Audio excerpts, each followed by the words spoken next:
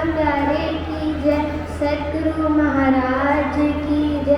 मैं अर्शिया फाजिल का संदर्शन आप सबको सादर प्रणाम करती हूँ। आज के मेरे प्रवचन का विषय है श्री प्राणनाथ जी किनको कहा है।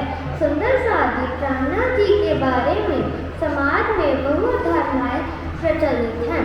कई लोग उन्हें संत कहते हैं, कई लोग उन्हें हिंदुओं का देवता कहते हैं।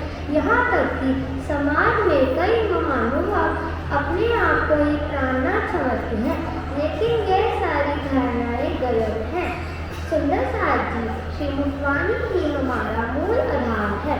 वाणी का प्रमाण ही अंतिम प्रमाण है। हम वाणी से ही समझते हैं, बात करते हैं कि श्री प्राणनाथ जी कौन है। सरल भाषा में बात करें तो श्री प्राणनाथ जी प्राणों के नाथ, आत्माओं के मालिक ही श्री प्राणनाथ जी हैं। दुनिया वाले भी कहते हैं उनको एक अगोचर सबके प्राणपति। अब ये प्राणपति कौन है, कहाँ रहते हैं, उनकी लीला क्या है, शायद कोई नहीं जान पाया। शास्त्रों में श्री प्राणनाथ जी जो अक्षरा की पूरा ब्रह्म उत्तम पुरुष के नाम से जिनका वर्णन मिलता है, पढ़ते और सुनते सब हैं, परंतु धाम लीला को नहीं जानते। दौड़े गई पैगंबर के शंकर अवतार, अव्वल से अतिलक किन खोया बकाद्वार। शास्त्रों में विजय विनंदन निष्कलंक अवतार का वर्णन अवश्य आता है कि 28वें कलयुग में जाहिर होंगे और अपनी भूली हुई आत्माओं को ब्रह्म ज्ञान से जागृत करेंगे, 14 लोगों को अखंड करेंगे।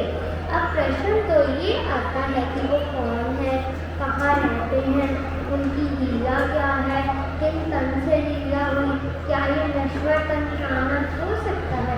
कदे नहीं। श्रीमुखवाणी के आधार पर ये नश्वर तन प्राणनाथ नहीं हो सकता।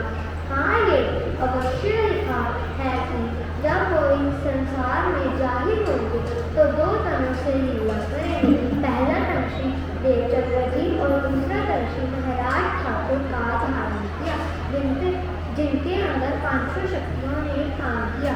धनी जी को जोश, आत्मदोहन, नूर, हुक्म, बुद्ध मूलवतन, इन 500 शक्तियों के साथ महामती जी जागृत हुए और 1735 में हरे काल के कुंभ के मेले पर सभी शास्त्रों के धर्म ग्रंथों की साक्ष्यों के आधार पर श्री प्राणनाथ जी जागृत हुए और गुरु नानक देव जी ने भी अपनी वाणी में उस समय की मांग की है।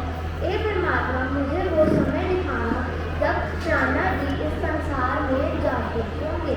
वास्तव में जिस तन से लीला हुई उनका नाम श्री महाराज ठाकुर इंद्रावती जी की आत्मा, जिनके धाम हृदय में 500 शक्तियाँ विराजमान हुई, तथा महामती जी जाहिर होकर श्री प्राणनाथ जी के स्वरूप में लोगों को जागृत कर श्री पद्मावती पूरी धाम में पधारे।